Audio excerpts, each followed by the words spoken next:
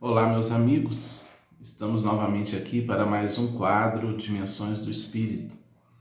E hoje estudaremos mais um pouco sobre mediunidade, temática tão importante, tão fundamental, não apenas para o exercício mediúnico na casa espírita, mas para a vida no cotidiano. E o tema de hoje é o dia a dia do médium, a partir de um texto de um livro, do livro intitulado Cartilha da Mediunidade, do Espírito Damiano, pela psicografia de Ariston Teles. Esse médium desencarnou esses dias, que ele possa receber as nossas vibrações de carinho pelo trabalho realizado. Não o conheci pessoalmente, mas que possamos elevar as nossas vibrações de carinho, de gratidão, porque todo trabalhador na seara do Cristo, né, deixou a sua doação, o seu esforço e merece a nossa gratidão. O dia a dia do médium. Analisemos, nós vamos lendo a mensagem e eu vou comentando, porque ela é muito singular em linguagem muito simples, mas com orientações muito precisas. Tuas faculdades não estão limitadas à mesa de trabalho ou ao centro espírita.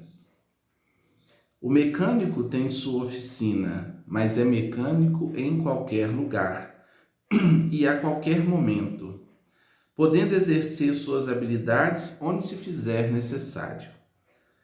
Assim ocorre com aquele que lida diretamente com a espiritualidade. Médium é médium sempre. Pode não atuar ostensivamente nesse ou naquele setor da vida diária, mas a qualquer hora pode agir discretamente, transmitindo um recado ou uma energia, ou mesmo assimilando algum tipo de vibração nas circunstâncias mais diversas. Então, muitas vezes o médium age de uma forma assim, acha que somente quando está no centro espírita, na tarefa, ele deve ter os cuidados, deve elevar a sua vibração, higienizar seus pensamentos. Não, nós somos médiums 24 horas e devemos então ter essa consciência da nossa realidade mediúnica. Está constantemente sujeito à influenciação direta ou indireta do plano invisível. Daí a necessidade de vigilância permanente. Disse o Cristo: vigiai e orai sem cessar. Certamente que o médium será sempre pessoa discreta, evitando demonstrações e atitudes que lhe possam causar embaraços no meio social. A educação cabe em todas as situações. Então, quer dizer, não é por ter a faculdade mediúnica que o indivíduo vai ficar falando para todo mundo sobre questões reveladas pelos espíritos, isso e aquilo, né? Nós não podemos vulgarizar a mediunidade. Em O Evangelho segundo o Espiritismo está escrito que mediunidade é coisa santa e deve ser vivida santamente, com responsabilidade, né? Com respeito ao intercâmbio que ela nos oportuniza. Então não podemos tratar isso de qualquer maneira. Deve-se, porém, estar sempre atento para esta realidade. Médico é médico a todo instante.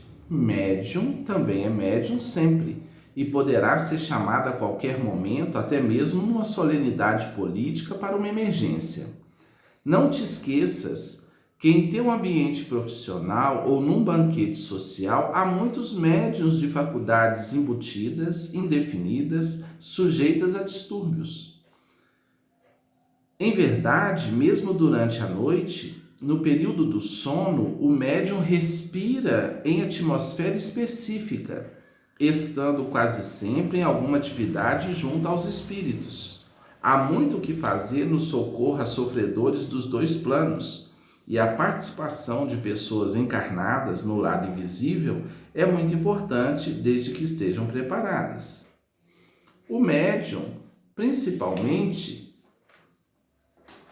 deve conciliar o sono sabendo que alguém pode estar à sua espera do outro lado para algum tipo de trabalho. O médium deve agir em tudo ciente de sua condição de médium, de pensamento ligado ao bem. Então, por exemplo, uma mente agitada, turbilhonada, né? Aí o indivíduo chega para a reunião mediúnica, ele quer ali em alguns minutos de meditação, de oração, pacificar o turbilhão e refletir o pensamento dos espíritos nobres. Não vai conseguir, porque ele vai estar perdido dentro do próprio turbilhão mental, se auto-obsediando, né? Eu acho que tem hora que os obsessores nem têm muito trabalho, porque nós nos auto-obsidiamos com os pensamentos infelizes e impróprios. Vê bem o que fazes e como fazes, o que comentas, com quem e onde. Observa tuas reações, teus exemplos.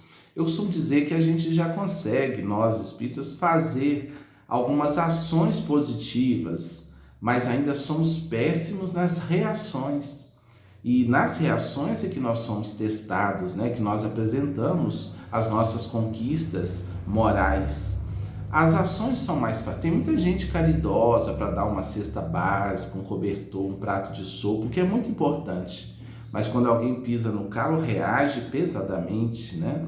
Não se preocupe em ferir, em atacar, em agredir. Então, quer dizer, ainda há muito o que realizar no campo das reações. À noite, o subconsciente aflora o que se passou durante o dia. Observa teus sonhos e teu sono. Eles têm linguagem, são espelhos de tua alma. Médio no corpo físico também o é no corpo sutil, que assume quando se projeta para o outro lado. Muitos até se recordam frequentemente de terem trabalhado como médium enquanto o corpo repousava. Então, na esfera espiritual imediata, nós podemos ser médiuns também de outros espíritos de esferas mais sutis, oportunizando o intercâmbio entre as diferentes dimensões da vida espiritual, né? Imaginemos uma cebola com várias camadas, são várias as dimensões espirituais. Recordemos-nos de nosso lar. André Luiz, quando está em nosso lar, ele sabe que o pai dele está numa dimensão inferior e a mãe numa dimensão superior. Então, são dimensões diferentes e muitas vezes é preciso médiuns também nessas dimensões para intercambiar as mensagens dos espíritos. Mediunidade é ferramenta a ser utilizada em qualquer setor da vida. Sublime oportunidade de servir sob a proteção direta dos missionários da luz. A sensibilidade está sempre aberta ao que se passa, sendo que a mente reflete outras mentes desencarnadas e encarnadas. Quantas vezes nós entramos num local e dali a pouco nós temos um pouco daquele local em nós, porque a nossa mente está refletindo como um espelho. A mente é um espelho da alma, diz Emmanuel, o benfeitor espiritual Emmanuel. Então, nós passamos a refletir aquele contexto vibracional. Mentes que ali estão de encarnados e desencarnados, porque a mente, a mediunidade se processa sobretudo através da mente. E as mentes, nossas mentes, refletem outras mentes como um espelho. Daí a vigilância permanente para perceber quais pensamentos minha mente está refletindo, absorvendo e refletindo, absorvendo e refletindo. Ou se nós temos o equilíbrio de não absorver tudo. Há pessoas que entram em certos contextos, deixa aí algum comentário nesse campo se você vive isso, né? E passa a ficar, entra num local e fica mal.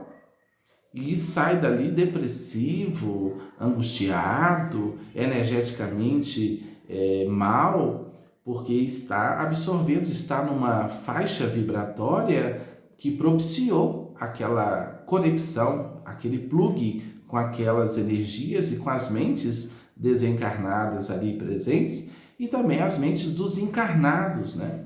Então, cada casa, cada lar tem a sua psicosfera, cada ambiente social tem a sua psicosfera, o ambiente espiritual de uma casa espírita nobre, né, de uma igreja nobre, Há uma psicosfera mais sutilizada que nos pacifica, que nos harmoniza. Então ali nós refletimos nossa luz, porque há luz.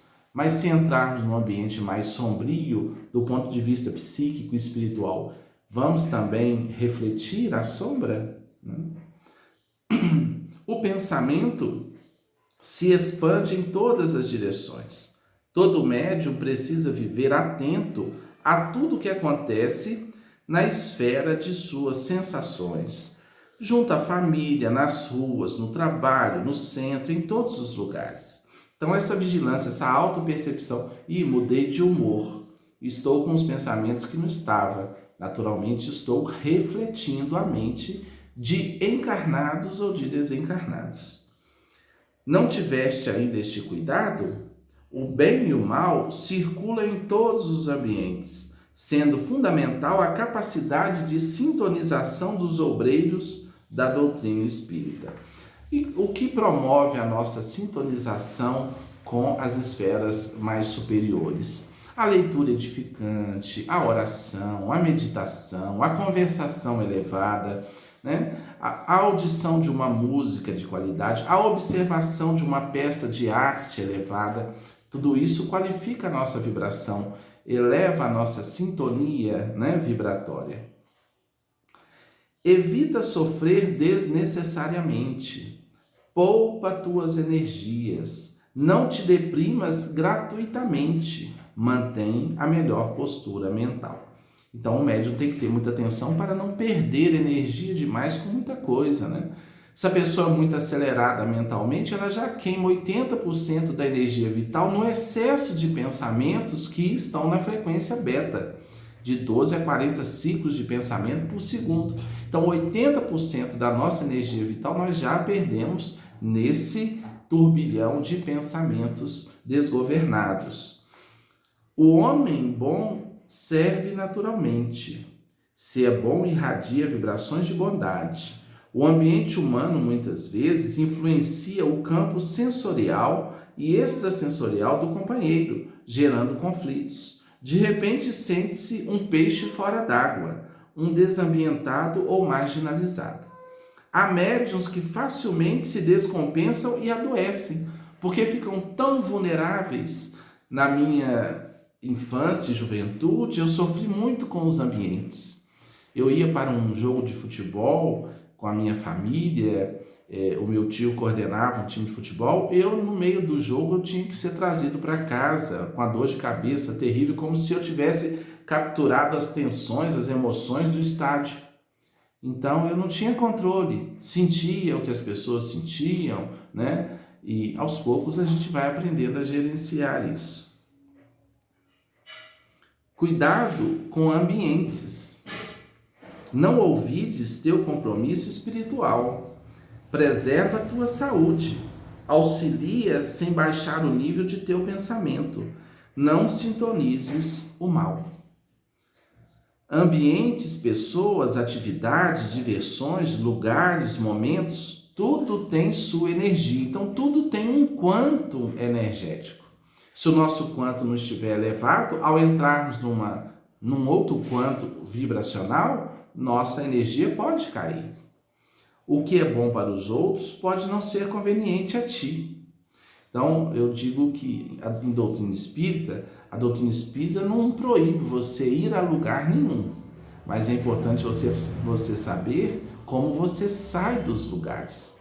Pode ir? Pode. Agora, como você vai sair? Vai sair bem? Como diz o Espírito Camilo, e depois? Você estará bem? O campo das relações humanas é cheio de espinhos. E como, né? Como é difícil a convivência social, a convivência no trabalho. Nós devemos ter sempre o hábito da oração. Chegou no ambiente de trabalho, eleva um pensamento a Deus, faz uma prece, pede proteção para você, para os demais que ali trabalham, para aquele ambiente. Isso tudo é força de Deus junto de nós, nos protegendo, né? Infeliz é o médium que não se cuida. Em razão de tantas dificuldades, na delicadíssima interação das pessoas, recomendamos a leitura de obras relacionadas com o assunto. Então, é bom estar sempre estudando, né? obras sobre autoconhecimento, sobre relacionamentos, sobre como gerenciar as emoções, isso é fundamental. Autocrítica, controle emocional e mental, meditação, leitura diária, oração constante, trabalho, contatos com a natureza e perseverança no bem. Olha quantos medicamentos aí para o equilíbrio do médium. Está se autoavaliando, né? Autocrítica, controle emocional e mental, não escorregar por qualquer motivo, quebrar o pau por qualquer motivo, perder a cabeça, né? Ter o controle, meditar, leitura diária, né? Leituras edificantes, temos aí um arsenal de obras espíritas extraordinárias, oração, trabalho, contato com a natureza, né? Comungar com as forças benéficas da natureza, as energias da natureza e perseverança no caminho do bem. Sem isto, torna-se difícil ou mesmo impossível a harmonia interior na colheita dos frutos sazonados que a árvore da mediunidade deve produzir. Médium não é objeto ou engrenagem meramente técnica. Médium é gente, é alma, é pessoa normal, é consciência em ascensão. Então, analisemos que coisa curiosa. A mediunidade é uma ampliação da sensibilidade extrasensorial, da sensibilidade mental. Então, na medida que a consciência expande, nós temos que saber nos cuidar, porque senão ficaremos vulneráveis a energias, a pensamentos, e isso pode nos afetar profundamente. Então, meditemos. Não somos médiuns apenas na casa espírita, somos médiuns 24 horas. Não para ficarmos em intercâmbio com os espíritos 24 horas, não é disso que estamos falando, mas de cuidar do nosso aparelho psíquico, da nossa vida emocional, da nossa vida relacional, no eixo, equilíbrio, com serenidade. Podemos ter momentos de alegria, de descontração, momentos de firmeza, mas sempre voltando ao eixo, ao ponto de equilíbrio, né? Através da meditação, da oração, das leituras edificantes, para caminharmos com segurança. Dessa forma, nossa consciência se amplia, né? Qualifica a nossa vibração e podemos nos tornar instrumentos sensíveis nas mãos dos amigos espirituais. Ok? Uma gratidão poder partilhar esse conteúdo com você, compartilhe com os amigos da sua casa espírita, se inscreva aí no canal, estamos trabalhando aí, ampliando os inscritos, e muita luz, muita paz.